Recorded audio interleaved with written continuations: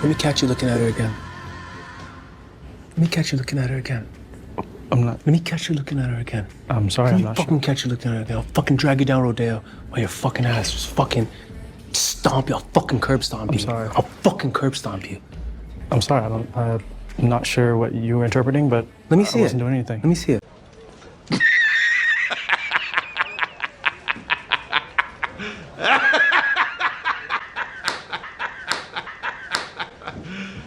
You serious? Hurry Up Tomorrow is directed, edited, and co-written by Trey Edward Schultz, Abel Tesfaye, aka The Weeknd, and Reza Fahim also have writing credits. It is based on the album Hurry Up Tomorrow that came out earlier this year that was by The Weeknd that I liked a good amount. I thought that it was a pretty good album. Abel plays himself here. He plays The Weeknd, a fictionalized version of himself in this movie, who is kind of going through a lot of mental struggles. He like loses his voice at one point while he's singing. He's dealing with a lot of like personal stuff that is just at the forefront of what's going on in his life.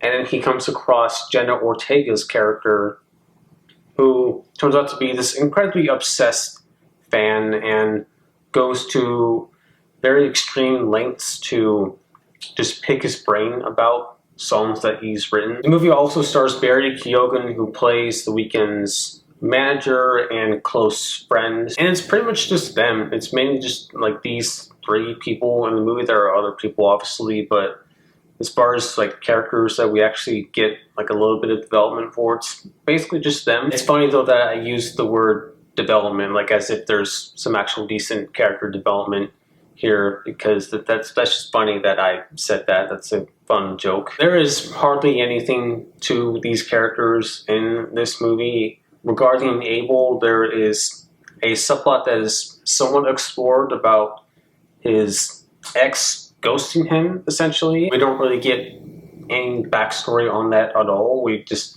hear like a voicemail that she left for him, and he gets super sad and then super mad, and we're supposed to feel bad for him, but I don't. Like, he's not really that likable of a guy in this movie. Between The Idol and then now this, Abel seems to really just like playing very unlikable characters for some reason. Jenna Ortega was kind of interesting at first. Like, I thought, like, okay, this character could kind of be cool.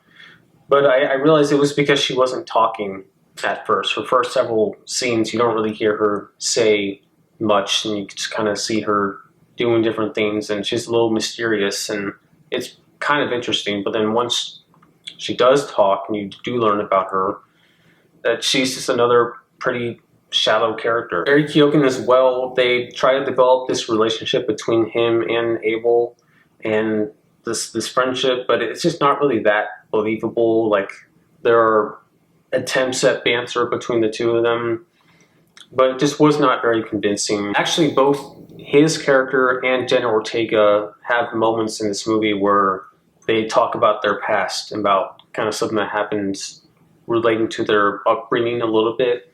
And it was like that was the writer's way of being like, okay, this is how we'll have some development for these characters that just happen, kind of flashback to a moment in their past. That's the character. That'll take care of all that. I kind of wish that the movie centered more so around Ortega's character, because it could have been interesting. This commentary on fandom could have been cool, but it really actually is only focused on at the end of the movie, like the last half hour or so. Too little, too late, I guess is what I'm trying to say.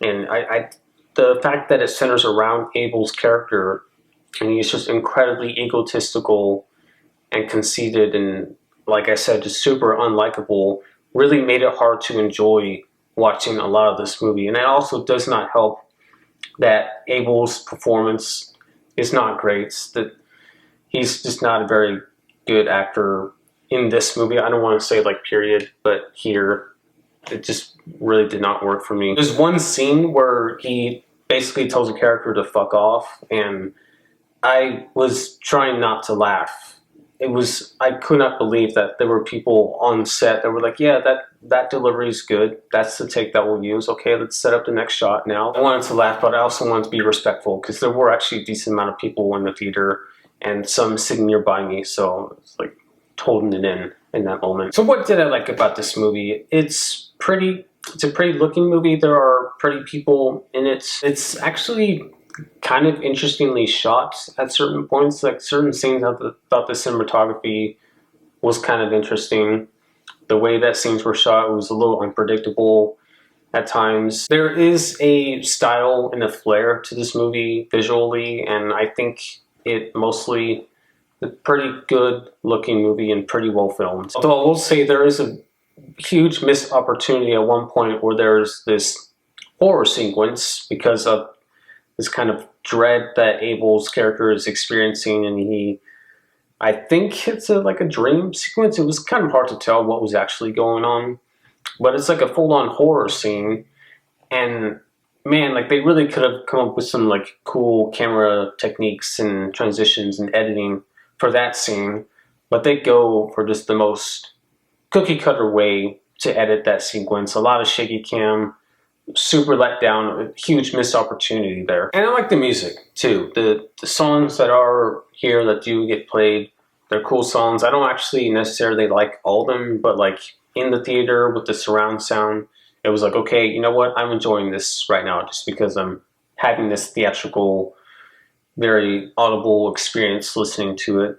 So it's kind of cool. But yeah, I like the music as well. But yeah, a lot of other things just really frustrated me about this movie. An extremely unlikable main character, a very underdeveloped premise. Hurry Up Tomorrow is essentially just, this would probably look cool, the movie. I'm going to give Hurry Up Tomorrow a 4.5 out of 10. Between this and The Idol a couple years ago, I think that Abel should just stick to music.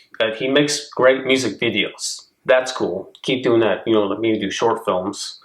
But films, television, I just really don't like what I've seen from him thus far, the contributions he's made to those mediums. What did you think if you saw this movie? I would like to know your thoughts. What do you think of the album as well? I didn't review the album, but I did like it. You know, let me know what you think of that too if you want to. But that's all I got. Thank you for watching, and I'll see you in my next video.